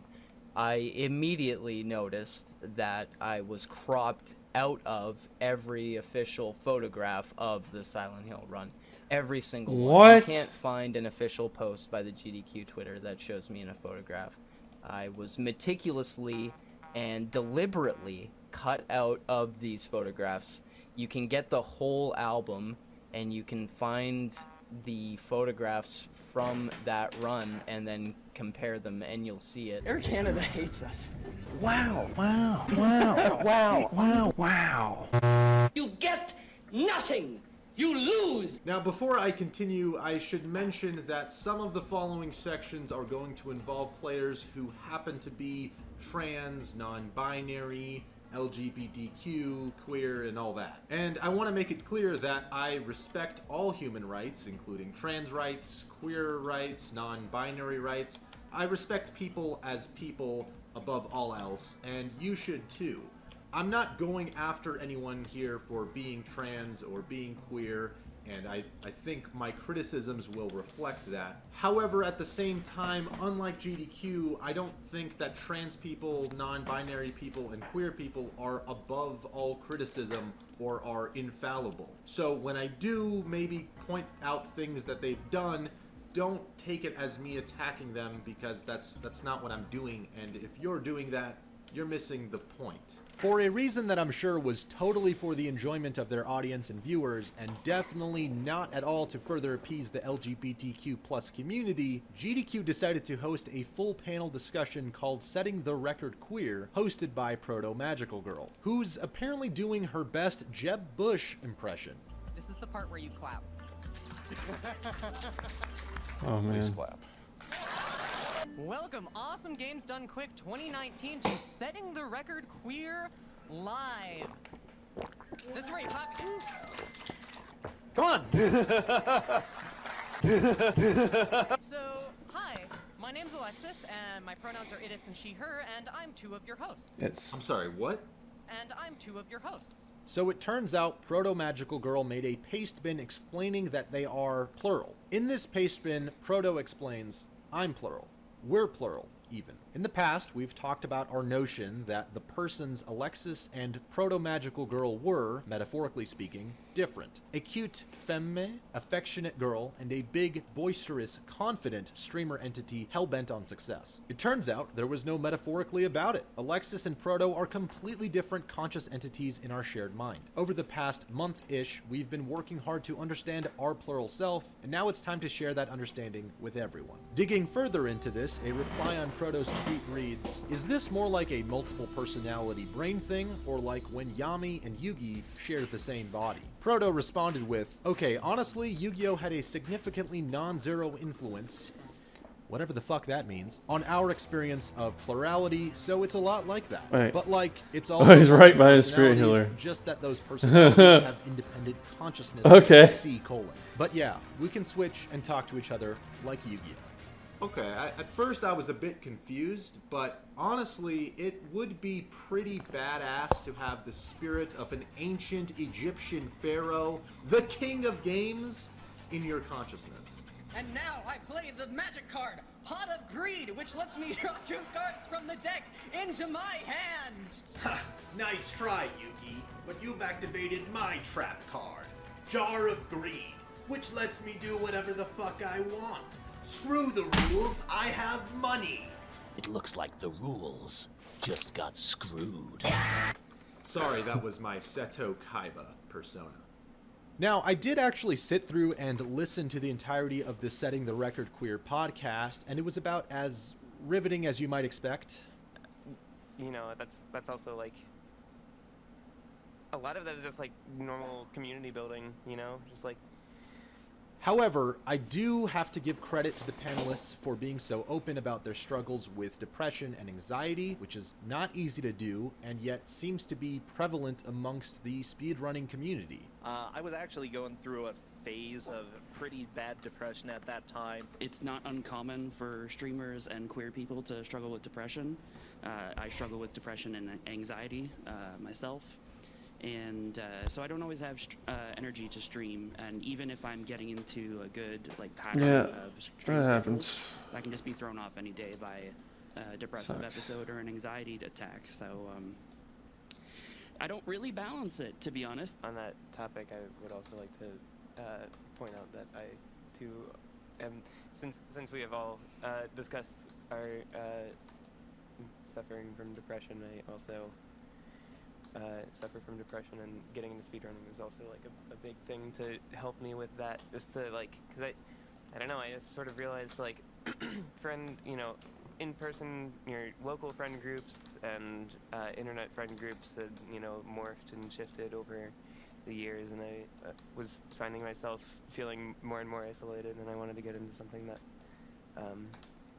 more people were involved with. It seems like above all else, what these people want, what they're looking for, is a sense of community, of friendship, of having people around them that actually care, and they just happen to be LGBT or queer in this instance. And these issues of depression, anxiety, and loneliness are all too common amongst the disenfranchised youth who spend much of their free time on the internet or with gaming. And I might have even included myself in that camp just a few years ago. Everyone who is in that situation deserves the same attention, help, and support as anyone else, whether they're queer or not. However, I do feel like there is some extra emotional You can fight while you're fragility on it? Oh, that comes with being in that LGBTQ plus community that isn't always necessary to have. Such as when Proto Magical Girl revealed that they felt unsafe at GDQ in a series of tweets. Didn't really have much fun this GDQ, honestly. Seeing people was nice, but the constant overwhelming fear and paranoia we were under all week was pretty draining to say the least. Knowing you're the most hated person in a room and that any given stranger has a decent odds of wishing you didn't exist isn't fun. Knowing that there are event attendees who do not believe you or people like you deserve to be safe or comfortable isn't any better. Not knowing what bigot you're going to run into around any corner makes moving about the event an agonizing experience. And knowing that the event staff won't do much of anything to improve those conditions, guess the trolls finally got to us, huh? Proto Magical Girl doesn't deserve to feel unsafe or unwelcome at GDQ or any other event for that matter. But sometimes fears and anxiety aren't always well-founded. In other words, they're not always necessary. So instead of someone like Proto having to feel these unnecessary fears and anxiety all the time, if they really are unnecessary, then the solution would not be to police everyone around them and ban everyone who might upset them, which is unrealistic and doesn't solve the core problem, but rather find a way to overcome these fears, to no longer have this anxiety, and ultimately to be comfortable with themselves, which Proto and anyone else deserves to be. And then you have this instance of a speedrunner named Claire's Robin who demands that they be brought food via Twitter. I need food. To elaborate, I'm having a minor anxiety attack, so assistance with getting dinner at the moment would be really appreciated. What? I really need help with this. I've been dealing with really bad emotional pain for so long, and yesterday made it so much worse. I just wanted to enjoy AGDQ. Controversial hot take here, but if you have so much anxiety that you require assistance in order to get food, and your only means of getting help is by tweeting about it, then you probably shouldn't be at a speedrunning event. You should be getting the help and therapy you deserve. Again, I'm not saying that to be demeaning, I genuinely mean it. You should not have that much anxiety when it comes to getting food. That's not normal. Nobody. GDQ. Our new mascot Velocity does not have a gender and prefers the pronouns it/them. Well, I'm glad they cleared that up, or else I might have used the wrong pronouns when addressing this Sonic fanfic some teenager just drew to be GDQ's mascot. Hell yes! Non-binary, speedy, dinosaur! Am I so out of touch? No, it's the children who are wrong. Moving on to Summer Games Done Quick 2019, speedrunner Caleb Hart that I referenced earlier returns to the spotlight, but this time he falls victim to what appears to be a sexual assault accusation made against him. In a now deleted tweet by attendee Nancy, she states, "Caleb grabbed multiple girls inappropriately last night, including me, and I'm about to go up and say something." In response to this, Caleb replied, "I remember speaking to you for a total of 2 to 3 minutes with multiple people around me that can call out this as a lie. I would love for you to present some sort of proof." Nancy later clarified that she didn't have proof, but that she needed to know if anyone else felt unsafe. Kind of a vague reason to make such serious accusations. Although, this random Twitter user does make a good argument. Does Caleb have proof that he didn't touch her ass? Oh, proven negative. And then Caleb does the most sensible thing here by deciding to stay very far away from unreasonable people. It's yikes, dude, and I'm just not welcome. And I get accused for sexual harassment when it never happened, and bro, that was a fucking mess. So if I don't go, then I can't be accused of it. I think. I'm pretty sure. SpongeBob SquarePants Battle for Bikini Bottom isn't the first game that comes to mind when considering speedrunning, but streamer Shift has helped carve out a niche community for this game. He was actually set to attend SGDQ 2019, but he was banned with short notice, seemingly out of nowhere. He soon realized that the ban actually came from a report issued by a longtime harasser, doxer, and all-around bully of his, which dug up a clip from the year prior in which Shift used the F word on stream. Homophobic slurs, huh? Why? What? I have friends who got banned from who actually fucking said the word too, and they're at GDQ. They can do runs. This is straight up targeted harassment. This is targeted harassment. Somebody fucking like found some clip of me saying something a year ago and sent it to GDQ and probably said like, look at this guy. This happened a year ago, man. It happened a year ago, and I took my punishment and I learned my lesson. And I understand that you can't use that word for anything anymore, even if you don't mean it that way.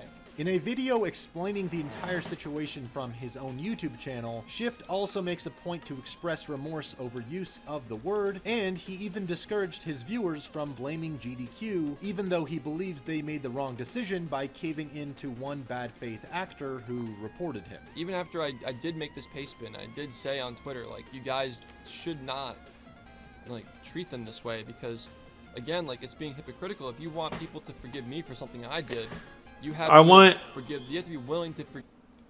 So for Shadowlands, I wish they had it to where all you need to do is just have quests, complete all the quest lines, and then explore all the zones, and you get flying.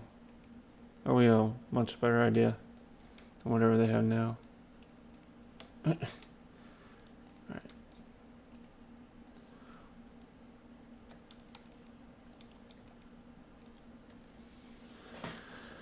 Oh man, too much beer last night. I had 5. Sweet baby Jesus is...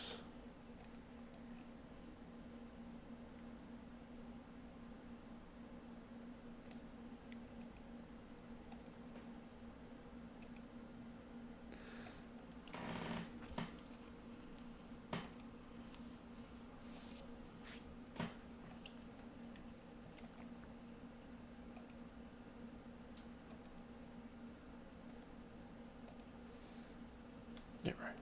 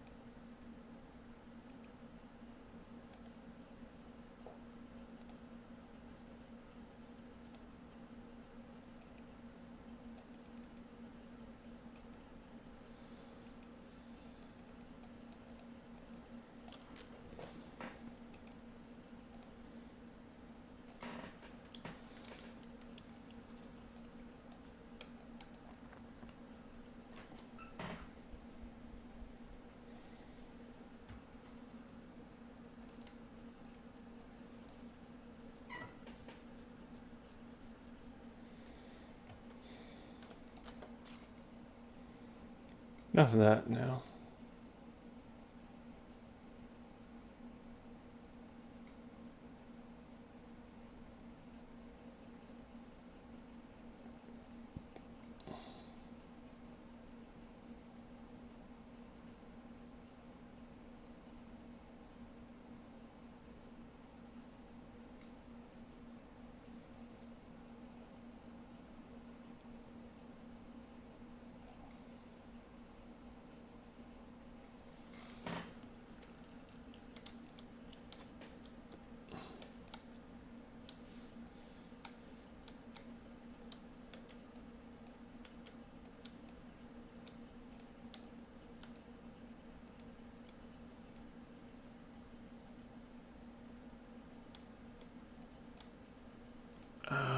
That's cool.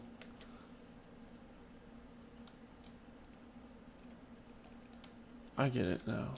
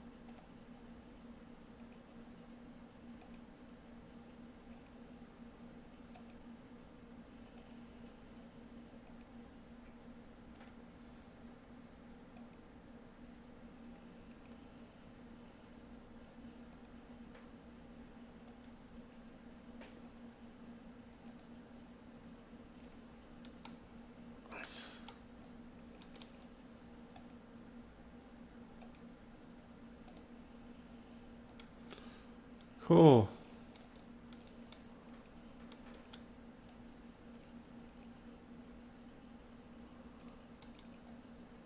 More.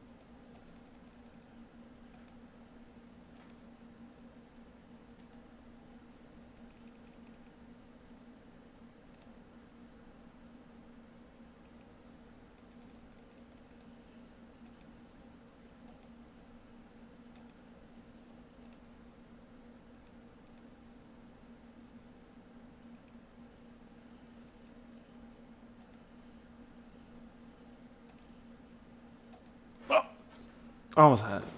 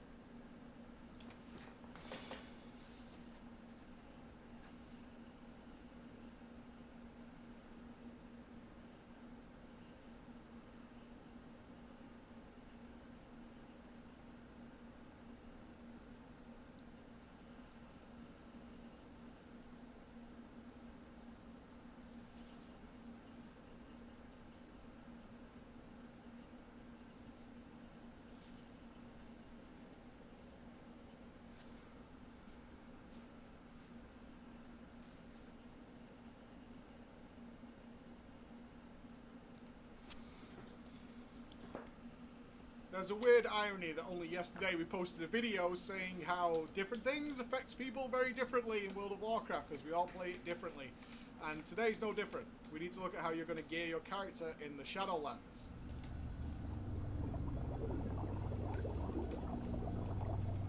Before we jump into this, we need to understand where a lot of the changes you're about to hear are stemming from, and they're mainly stemming from the Weekly Vault. The Weekly Vault is a new addition to the game in the Shadowlands, and it is really, really good. It is leaps and bounds above BFA, and it's one of the best things I've seen so far. What is the weekly vault? Well, if you've been living under a rock, you won't know about it, but essentially, instead of getting that weekly chest that you get right now in BFA, and just as you did in Legion, based on the entirety of the Mythic Plus you did last week, you get one item. That's it. You open it up and you close your eyes and you hope to God it's got that thing in it that you really want and not something that's utterly useless. And then usually we're left with disappointment on our faces. Well, they're looking to change that in Shadowlands, and what they're going to do is give you choices, up to 9. So if you do absolutely everything, high level PvP, lots of Mythic Plus, and Raid, when you open your weekly chest, you will have a potential 9 choices of items to choose one from. And that's the important thing, because people still get that wrong. You can only take home one item, but this time you'll have a choice. And we had it confirmed yesterday, there'll be no duplicates. That means that you can have boots, chests, shoulders, bracers, trinkets, weapons, up to 9 different things, and you can say, I want that one.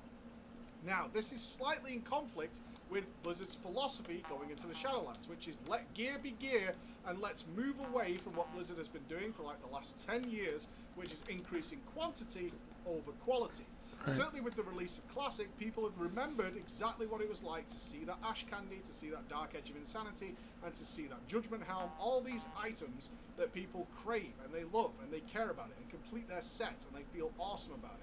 In a game that has been gradually increasing, just showering with loot, and then leading them down this RNG generation of Titan Forging, Corruption, gem slots, and tertiaries that we've been seeing, it's hard to make that really, really good item. What Blizzard was hoping for is that there would be so much RNG that you would eventually get the perfect item, and that's what you would be excited about. But it hasn't really worked out that way for the huge amount of the player base. So they're reining it in. In Shadowlands, there's going to be significantly less loot available, but hopefully that means the quality and intrigue of those items will raise alongside it. Now that's up to Blizzard to design intriguing and interesting items, and so far not really seen that, but we'll hope and pray that that's the plan going forward. Now, how are they going about that? Less drops from raid bosses, and significantly less loot from Mythic Plus. Mythic Plus will now only award 1 item in the chest for completing that Mythic Plus. That means that a lot of things are going away in the Shadowlands, such as teaming up with people who have the same armor type, so you can gear a character very, very quickly to a very decent item level. That's going away. Stacking people in order to get rolling reward is very, very much a lower chance. But the side effect of that, of course, is those guys who only have time for 1 or 2 Mythic Pluses per week now only have a 20% chance of getting an item at the end of that run, and that run feeling like an utter waste of time. Of course, there might be some trading and things going on, but generally speaking, when you enter a dungeon, you have a 20% chance now of getting something to even drop for you. That's just the nature of how it's going to be, instead of the 2 or 3 items that we currently have in BFA. Now that should be offset. That should be offset by the weekly vault, which allows you to have more choices. So essentially, they're turning Mythic Plus into just a weekly chest generator. That's all it is. So, in that vein, they decided that a good idea would be to reduce the max item level reward that you can get from the end of a dungeon to 3 item levels below Heroic. And there's some more twists in here as well before you go crazy. Heroic raid. The first thing is, the weekly cutoff right now is actually going to be Mythic 14 in terms of the weekly vault. If you want that mythic quality item, that mythic raid quality item, and do note they are repeating what they did in Nyalotha, in that in Castle Nathria, the new Shadowlands raid, the first 8 bosses will be of a mythic item level, and then the last 2 bosses will have a slightly higher item level, which is outside of the weekly vault and Mythic Plus grinding purview. So once you complete your Mythic Plus 14, at the end of the week in your weekly vault, you will have at least 1 item which is up to the same item level standard as those first 8 bosses in Castle Nathria, exactly the same as is now in Nyalotha. Now then, if you do Mythic Plus 15, this will raise the end of dungeon reward to the next stage. So between Mythic Plus 12 and 14, you will get the normal gear level, and then once you get to Mythic 15, you will have the highest possible reward. But if you're just looking to get your weekly chest, you only need to do Mythic 14. Why have they dropped it to 3 levels below Heroic, and what are the impacts of this on a number of players? Well, it depends. Firstly, it's pretty clear that the intention behind this change is to stop gear trading, especially in the early weeks of brand new raid content, new season coming out. It's very intentional that it's just 3, which is a very minor difference, below heroic item level to stop people farming M+, and then being able to trade loot inside the heroic raid. Why do they want to stop that? I don't know, but they clearly have an issue with it. Similar to why personal loot was introduced in the first place. And the likelihood is they just want to slow down players' progress. Now, of course, this is only really a problem for the first couple of weeks if you're the kind of guild that has players, if you're a heroic and up, and you have players who are available during the day, and they like to go out and do some Mythic Plus, and those players in your team who have to work all day and then come back and rush into the raid, is that you were able to trade your loot with them, and therefore the whole team got stronger. Something I particularly enjoyed was that rush to get gear. Mythic Plus, unfortunately, in terms of character progress, at least if you were previously in BFA, if you were a Mythic Raider, had a very short lifespan, because the likelihood is, if once you started Mythic Raiding, you would replace all that gear significantly, and therefore Mythic Plus held not much value for you, outside of extremely random Titan Forges and things like that. That is now going to extend to Heroic Raiders as well, and I wonder what the bite back will be to Blizzard once the Heroic Raiders realise that Mythic Plus now no longer, because there's no Titan Forging, there's no corruption or anything like that, that Mythic Plus in terms of gearing and filling out those slots has way less value now than just Heroic Raiding. It doesn't have no value, so it should be clear. It's 3 item levels lower. It's not useless by any means. For most players, after the first initial month, things are going to be as they are in BFA for the most part. If you're somebody who pushed high keys, you were used to the idea that you had to like Mythic Raid in order to do that in the first place. Now, who really gets hurt by this? Those players who love Mythic Plus and were hoping and praying that Blizzard would go into a full progression path down the Mythic Plus route. Now, technically, that does exist, and it's actually better than it is in BFA. And that comes back to the weekly vault. If you are somebody who exclusively plays Mythic Plus, you're still bound by the rules of BFA of waiting for your weekly chest in order to get the big book. Wow, you make legendary rings and Inside of Mythic Plus itself. That still remains. But this time around, with the selection process, you should get much better items and more of them than you would in BFA. Because if you're doing, say, 10 or 15 Mythic Pluses a week at a high level, because that's the content you enjoy, you will now get 3 choices of items from that weekly cache, instead of doing what we do in BFA, which is just get hope and pray for the one. The sad news is, though, and I do agree with the guys, and I've spoken, I talk a lot with the Mythic Pluses. We had the Dungeon Round Table just not long ago with very high Mythic Pluses, is there are several of them who do not want to raid.